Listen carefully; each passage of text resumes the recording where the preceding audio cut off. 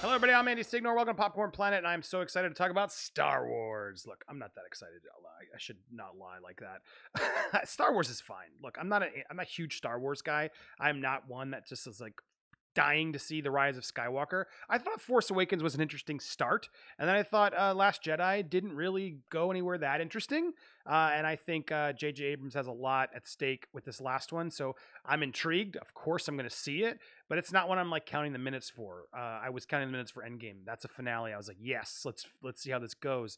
Rise of Skywalker after the first two, I'm just like, whatever. But after Solo and everything else that Star Wars has been doing, I think even they know this is a stressful time for them and they have to deliver.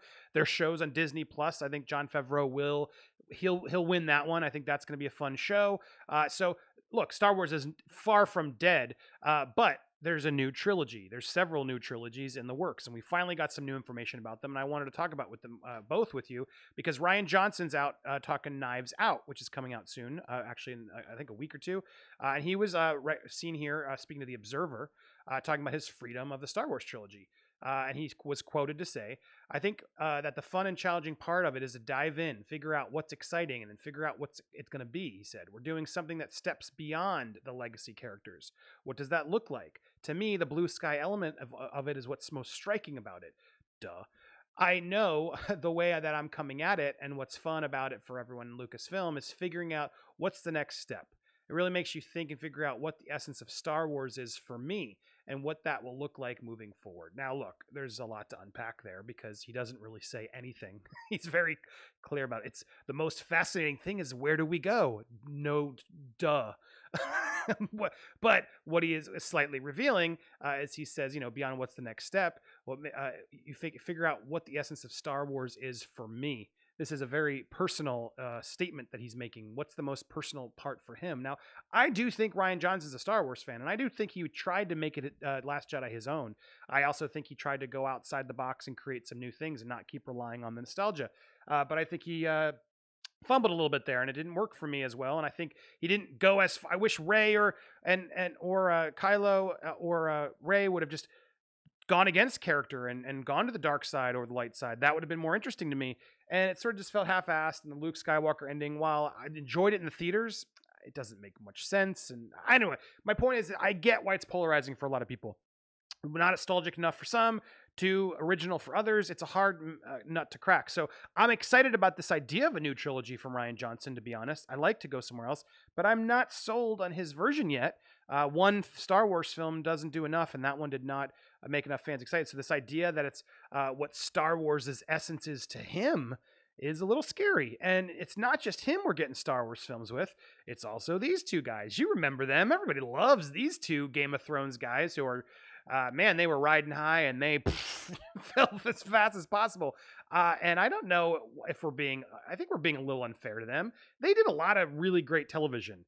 They gave us a lot of good stories. And in the beginning, we loved them and what they did. And just because they had to rush to George R. R. Martin's ending doesn't mean they're hacks. I think that's the problem here. I do think it was done well, looks great. It just was rushed. And the reason it was rushed, I sense, is because they knew the ending. They knew where it was going, and they had to follow George's vision. They probably didn't like it that much either, but they knew, well, let's just get there as shiny and quick and epically, theatrically as we can, and they did.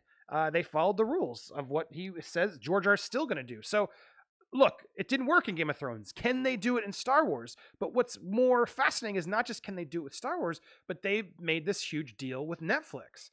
This Netflix deal bought them a 5-year, $250 million overall deal. That a lot of people are like, "Damn, good for you." But I thought of this too, and apparently a lot of industries are scratching their heads, going, "What? How have they done enough? Like, how are they going to juggle this and a Star Wars thing and everything else they got on deck?"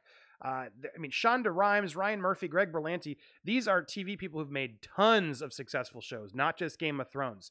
And so there's just so many more hours of shows and proof that they talk about Mike Schur down below who does, Parks and Rec, Office, The Good Place. There are just certain creators at TV who are obviously massively creative at creating multiple series, not just one.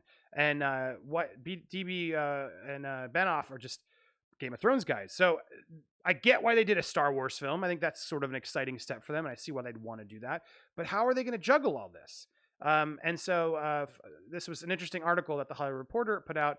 A person familiar with the Netflix deal says the streamer was briefed on their Star Wars schedule and isn't worried. It's not going to be 10 years until Netflix sees their first output. They have a lot of ambition. But I don't know, man. This this deal for so much money and all of their shows that they're doing. They also apparently still have a movie that's on track that they have to deliver to Disney.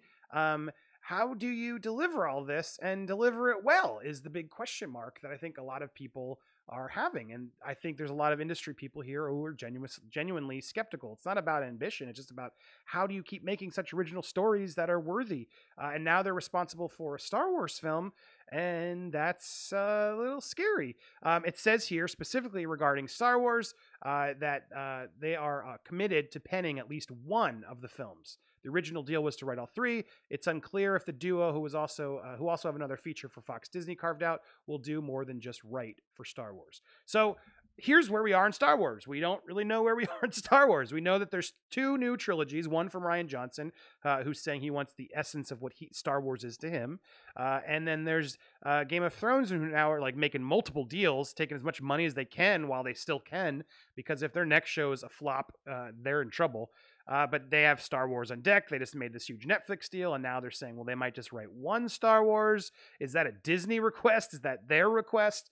It's fascinating to see how this is all going to play out for Star Wars, because where do we really want Star Wars to go? I want it to go somewhere new. I want a new characters, new something. It sounds like Rian Johnson's going to do that. There's rumors that Benioff and Weiss are going to do some sort of Knights of the Old Republic, which would be interesting. I'm all for new stories. Let's see where the universe can go. Can they create a larger universe beyond the Skywalkers? TBD.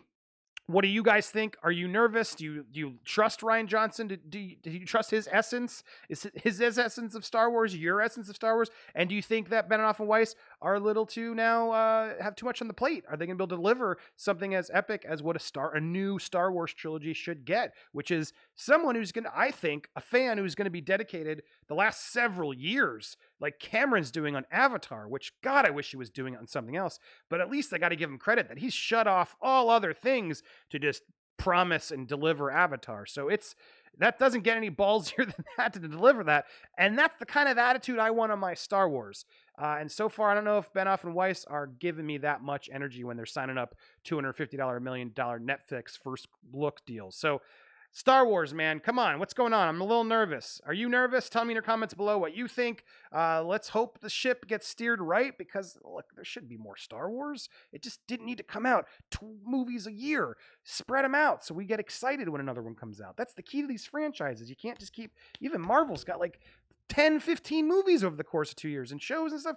Slow the roll, man. Look, invest in original IP and give us a couple of years of different things that we can get excited for, and that's how movies should work. That's how it used to work. What do you think? Tell me in your comments below. Thanks so much for subscribing. Check out more videos. We're here every day. And Wednesday is live. Don't forget my Kickstarter. You know it's there. Come on. If you've been thinking about it and you like this channel, I just need your support. Go throw $5 if you can. I'd be so grateful. And I can get you more content like this. So thanks so much for your time, and I will be back.